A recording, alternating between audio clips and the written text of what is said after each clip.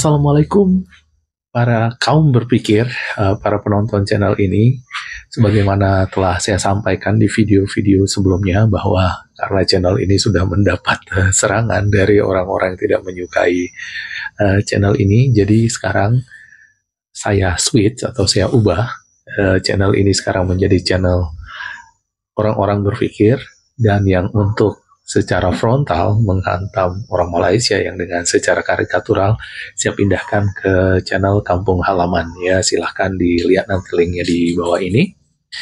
Nah, kali ini karena ini sudah menjadi channel yang serius, saya tidak akan mengurangi pembahasan-pembahasan yang karikatural. Jadi kali ini juga kita membahas hal yang serius, ya.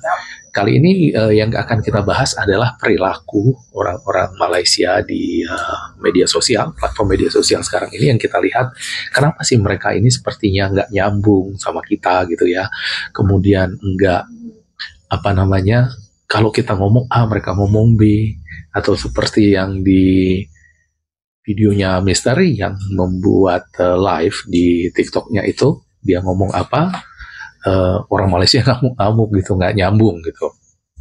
Nah, setelah sebelumnya kita membahas di channel Kampung Halaman itu bagaimana kita bahas secara filsafat bahwa mereka itu tidak mengenal yang namanya filsafat pencerahan, dan kemudian juga mereka, sistem pendidikan mereka tidak mengajarkan mereka untuk berpikir secara kritis, dan akibatnya seperti itu. Kalau kita berdiskusi, mereka nggak nyambung sebagaimana kita berdiskusi dengan orang-orang dari dunia beradab pada umumnya gitu. Nah, kali ini yang akan kita bahas dari segi psikologi, ya, kenapa mereka seperti itu. Nah, jadi sebelum kita bahas lebih panjang, kita lihat dulu daftar ini, ya. Ini kita lihat, ya, percentage of population with mental illness in Southeast Asia.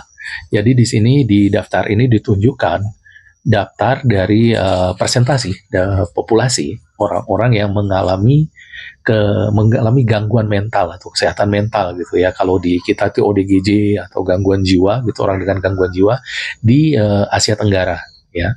Kita lihat di daftar ini itu Malaysia berada di urutan ketiga tertinggi orang yang mengalami masalah dengan kesehatan mental. Sementara kita nomor 3 terbawah gitu ya. Nah, di sini. Dan kemudian kalau kita lihat dari tingkat bunuh diri di Asia Tenggara ini, itu orang Malaysia berada di urutan keempat setelah Singapura, Thailand, Vietnam. Malaysia langsung keempat, dan Indonesia kita itu mepet dengan saudara serumpun kita Filipina, itu kita berada di urutan 2 terbawah setelah Filipina paling bawah, ya, urutan paling bawah. Nah, lalu dari sana kita lihat gambarannya, ya, bagaimana bisa mendapatkan gambaran kenapa orang-orang di Malaysia ini agak antik gitu perilakunya ketika kita berdiskusi, ketika kita berbicara dengan mereka gitu, dan terutama di relasi dunia maya ini yang kita tidak saling bertatap muka, kita tidak mengenal secara pribadi, dan juga kalau salah ngomong itu nggak ada orang yang nonjok muka kita secara langsung karena kita tidak langsung berhadapan-hadapan. Nah, itu datanya dari situ, ya. Nah, apakah data itu mengada-ngada gitu? Ya, nah, jadi jangan kita langsung percaya seperti itu bahwa data itu, karena itu bisa saja dibuat, difabrikasi. Tapi, nah, ini ada penelitian langsung dari National Institute of Health, ya, ini NIH itu dikatakan mental disorders in Malaysia an increase in lifetime prevalence. Jadi ini kira-kira artinya, ya, gangguan mental atau gangguan jiwa di Malaysia ini meningkat di sepanjang masa gitu, dalam presentasinya dalam sepanjang masa gitu. Nah, di sini jadi National Institute of Health ini, di sini ada mereka di National Library of Medicine NIH ini, itu dia adalah National Center of Block Technology Information, katanya di situ dijelaskan, dan di sini juga dikatakan bahwa Mereka inilah on official website of the United States government. Jadi ini websitenya, ini website resmi dari pemerintah Amerika ya. Nah di sini di NIH ini dijelaskan bahwa ada peningkatan persentasi dari orang pengidap gangguan mental. Ya, there is an increasing prevalence of mental disorders in Malaysia. Jadi di Malaysia ini ada peningkatan persentasi orang yang mengalami gangguan kejiwaan ini ya. With a growing need to improve access to timely and efficient mental health care address. Jadi itu meningkatkan akses kepada rumah sakit jiwa lah seperti itu ya, atau kesehatan mental. Nah di sini nih dijelaskan, kita lihat, situated in Southeast Asia, Malaysia is a melting pot of culture. Nah ini dijelaskan ya, terletak di Southeast Asia, Asia Tenggara. Malaysia adalah percampuran dari berbagai kultur. Dijelaskan ini pada tahun 2020 itu mereka penduduknya udah 32,6 juta gitu. Nah di sini mereka katakan, nah ini intinya ya, kuncinya. Nah di sini mereka sampaikan ya, dari penelitian epidemiological, jadi itu tentang penyakit epidemi gitu ya, penyakit menular semacam itu, epidemi, diterbitkan pada tahun 2015 oleh Kementerian Kesehatan Malaysia gitu, diidentifikasi bahwa persentasi orang yang mengalami masalah gangguan mental di Malaysia itu ada 29%. Ada 29%. Jadi 35 juta orang Malaysia itu setidaknya itu 10 jutanya itu mengalami gangguan mental, kayaknya kan. Nah, this is a threefold increase in comparison with 10% prevalence rate identified in 1996. Jadi itu meningkat 3 kali lipat dibandingkan dengan persentasi yang terjadi tahun 1996. Jadi peningkatannya itu mereka dari tahun 96 ke tahun 2015 itu 3 kali lipat jumlahnya orang yang menderita gangguan jiwa. The rural region of East Malaysia has highest prevalence of mental disorder. Jadi bagian pedesaan di Malaysia Timur, artinya di wilayah Sabah, Sarawak sana, itu paling tinggi persentase yang mengalami gangguan mental, katanya kan. Itu sebanyak 43%. Jadi 43% orang di bagian timurnya Malaysia Timur itu mengalami gangguan mental. Dan diikuti oleh Kuala Lumpur, followed by the capital Kuala Lumpur. Jadi diikuti oleh Kuala Lumpur. Jadi in Kuala Lumpur where 40% of population fulfill criteria of mental disorder. Jadi 40% warga Kuala Lumpur itu memenuhi kriteria mengalami gangguan mental. Ya. Jadi seperti itu gitu. Nah, jadi bisa dibayangkan 40% warganya di Kuala Lumpur itu mengalami gangguan mental, dan ini dipublikasikan oleh Kementerian Kesehatan Malaysia sendiri. Jadi kita bukan bicara hoax, bukan mengada-ngada. Makanya kalau kita bilang mereka itu waham, mereka itu besar, itu bukanlah suatu hinaan, itu bukan suatu hinaan yang mengada-ngada gitu. Tapi itu adalah realitasnya gitu. Bahkan ini yang lebih jelas lagi itu oleh itu 40% itu kan udah lebih sepertiga ya. Nah, ini diterbitkan juga oleh Prudential. Ya, ini udah Prudential, perusahaan asuransi. Mental health in Malaysia, overcoming stigma and benefits, improving access to care. Jadi mereka lebih ke stigma, mengatasi stigma orang-orang yang mengalami gangguan jiwa gitu. Nah, di sini di Prudential ini dia tuliskan an estimated 1 in 3 people in Malaysia suffer from mental disorder of some sort. Gitu. Nah, jadi di Prudential ini menyampaikan kalau 1 dari 3 orang Malaysia itu mengalami gangguan mental.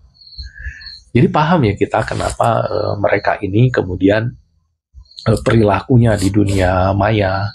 Kita lihat bagaimana mereka berkomunikasi dengan kita, ya kita ngomong apa tiba-tiba ngomong sendiri, itu kan ciri-ciri orang mengalami gangguan mental kan, dan itu banyak sekali beredar, pasti banyak itu di internet, yang komentar-komentar di media sosial. Kita lihat komentar-komentar orang Malaysia, memang ada gangguan mereka.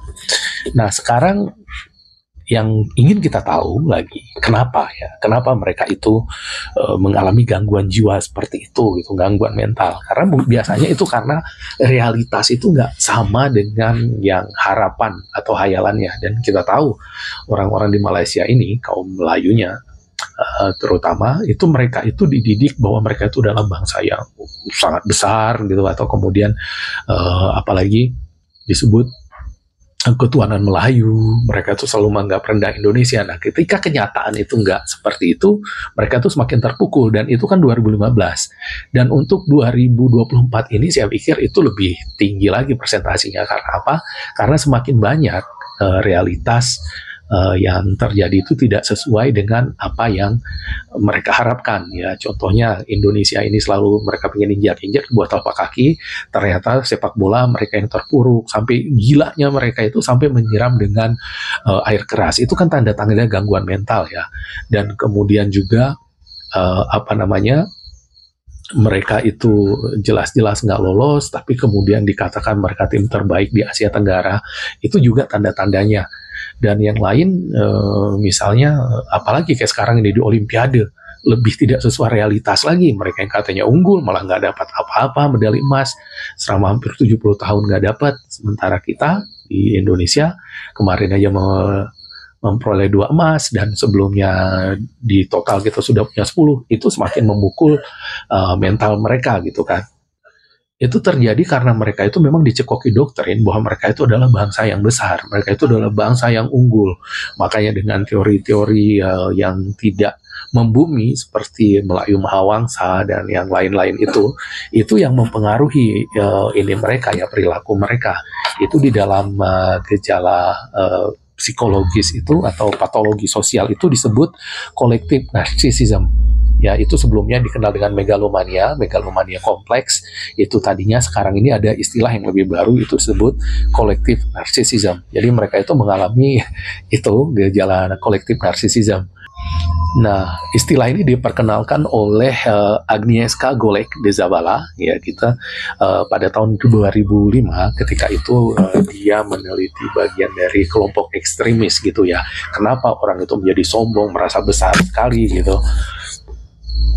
Dan cenderung melakukan kekerasan, entah itu kekerasan fisik atau kekerasan verbal. Kalau dari Malaysia ini kita sering melihat mereka melakukan kekerasan verbal gitu ya di dunia maya, menyerang, memaki-maki ya. Contohnya yang kita udah tahu bersama itu yang paling nyata, Yakob Nostalgia gitu, dan juga yang komentator termasuk komentator di video ini itu mereka mengalami apa yang disebut collective narcissism.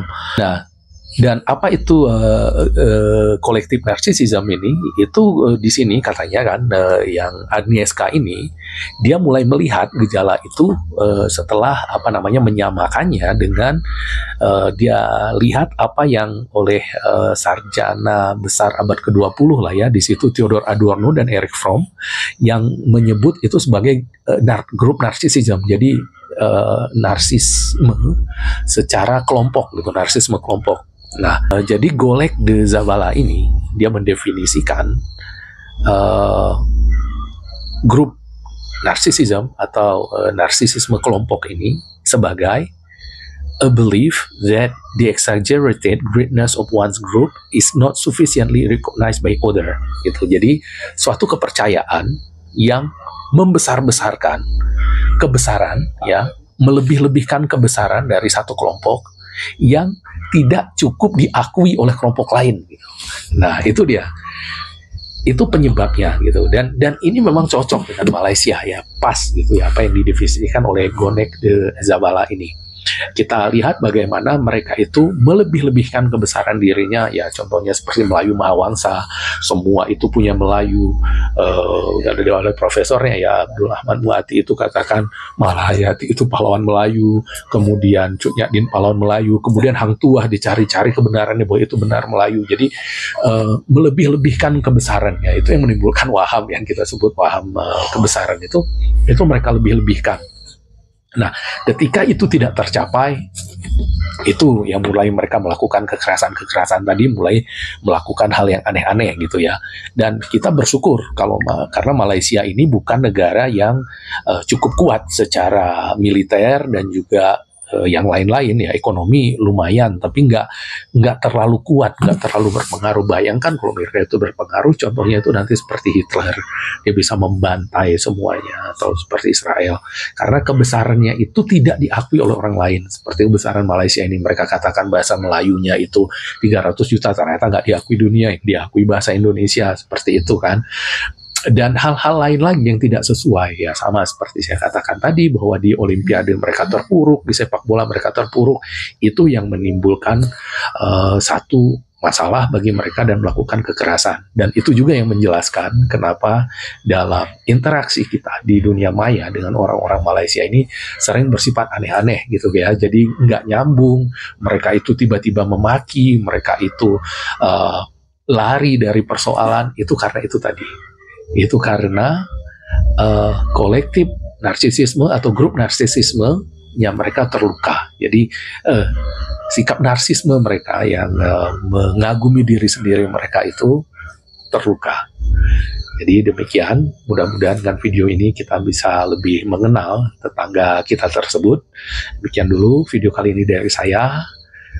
Tetaplah berpikir dan tetap kita berpikir kritis supaya jangan seperti Malaysia.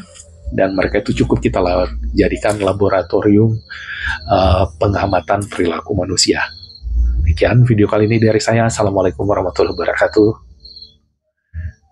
Sampai jumpa di video berikutnya.